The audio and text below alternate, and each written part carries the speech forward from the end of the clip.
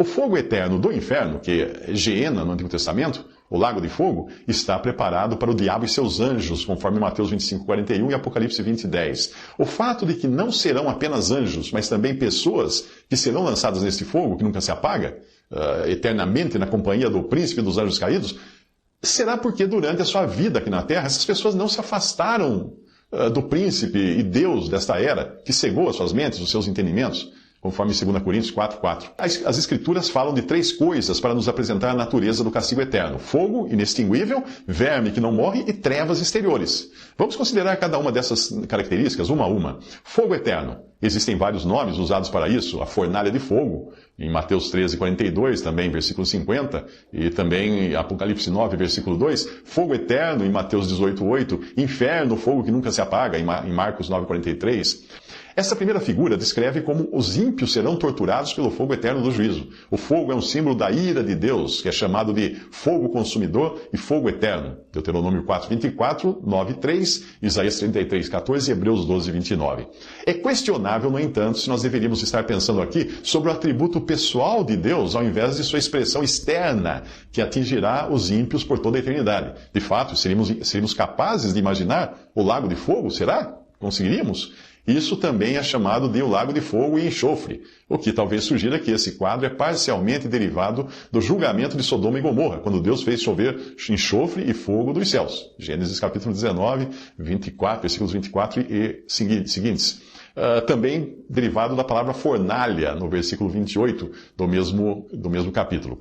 Embora seja correto dizer que a Escritura usa a linguagem figurada para descrever a realidade do céu e do inferno, isso não altera de modo algum o fato de que estamos lidando com a existência literal de lugares e coisas reais. Essas imagens são emprestadas à nossa realidade terrena para nos dar uma compreensão de outra realidade sobrenatural. Por exemplo, o nome Geena, inferno, foi derivado do vale do filho de Enom, em hebraico Gehinnom, perto de Jerusalém, onde crianças foram queimadas como sacrifícios para Moloque e onde, após as reformas de Josias, todos os tipos de imundícies foram coletadas e queimadas. Você encontra isso em 2 Reis 23:10, 2 Crônicas capítulo 28, também capítulo 33 e Jeremias capítulo 32. O lugar onde o verme não morre, outra expressão usada no Evangelho. O inferno também é o lugar onde o verme não morre. Uma comparação com Isaías 66:24 e Atos 12:23 mostra que isso indica o processo de decomposição de um cadáver na sepultura. Esse processo começou com o próprio Herodes, mesmo enquanto ele ainda estava vivo, sendo um julgamento de Deus, um juízo de Deus por causa do seu orgulho. Ele foi comido por vermes e morreu. Enquanto o processo de decomposição no túmulo normalmente termina, não é o caso da segunda morte. No inferno, o seu verme, aí no singular, não morre, e o fogo não se apaga. Marcos 9:48. Isso geralmente recebe um significado espiritual, estando conectado com o interminável remorso dos perdidos. O roer do verme, então, se refere ao fato de eles serem consumidos pelo remorso ou pelo medo nas agonias sofridas ali. Como a expressão o seu verme está no singular, seria fácil identificar o verme com uma consciência individual. Embora esta seja uma explicação muito plausível, pode-se objetar que parece ignorar o consumo do corpo. Se nós considerarmos que após o fim do reinado de Cristo, os perdidos serão ressuscitados, julgados e então lançados na segunda morte, com espírito, alma e corpo, Apocalipse 20, versículos 5 em diante, isto sugere que o mesmo corpo estará sujeito a uma destruição sem fim, a um processo de decomposição sem fim, interminável.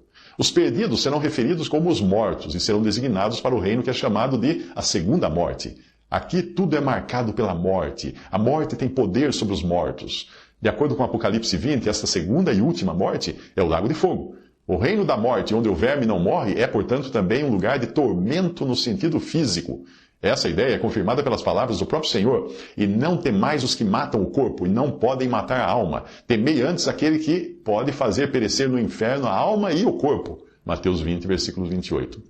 Trevas exteriores, o outro termo. A terceira figura dada é aquela das trevas exteriores, onde há choro e ranger de dentes. Isso está em Mateus 8, Mateus 22, Mateus 25, 2 Pedro 2 e Judas 13. Essa figura também foi tirada da realidade terrena.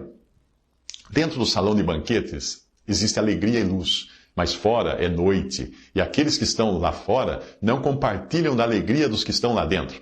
Essa figura mostra o nítido contraste com a atmosfera de alegria e luz na casa do Senhor, no seu reino, pois esta é a sala de banquete onde a festa de casamento é realizada e onde a comunhão com Deus é desfrutada. Deus é luz e não há nele treva nenhuma. 1 João 1,5. Os incrédulos, por sua vez, foram removidos deste reino de luz e amor. Assim como as virgens loucas, elas estão na escuridão, diante de uma porta fechada. Mateus 25. E assim como Judas, elas saem pela noite. João capítulo 13. Estão separadas de Deus para sempre e vivem nas trevas, longe de sua face gentil. Nesse lugar de escuridão exterior não há sequer um raio de luz a ser visto e não há mais esperança nem expectativa. Há apenas uma escuridão impenetrável. É um lugar de choro, de sofrimento eterno. Há também ranger de dentes. Isso pode se referir não apenas ao remorso, mas também à raiva, uma eterna rebelião contra Deus. Choro e ranger de dentes são certamente características tanto da escuridão exterior quanto da fornalha de fogo. Mateus 13, 42 e versículo 50. Isso indica claramente que as duas figuras, a do fogo e da escuridão, são aproximadamente a mesma realidade aterradora. Embora seja chocante isso, é benéfico refletir sobre essas coisas, pois isso nos ajuda a perceber até certo ponto o quanto o Senhor deve ser temido. 2 Coríntios 5, versículo 11. E essa consciência nos leva a persuadir a outros. Como já foi mencionado, essa terceira imagem do castigo eterno levanta a questão de como as trevas exteriores podem ser combinadas com o fogo inextinguível da primeira imagem. O fogo se espalha e onde o fogo queima não pode ser escuro. No entanto, não devemos tirar conclusões da realidade física ao nosso redor e tentar aplicá-las a realidades sobrenaturais, que estão além da nossa compreensão.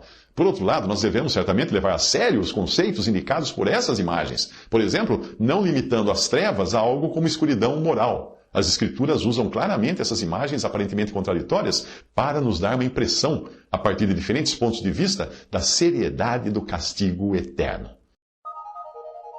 Ficou com dúvidas? Assista o restante deste vídeo no canal Mário Persona, seguindo o link na descrição.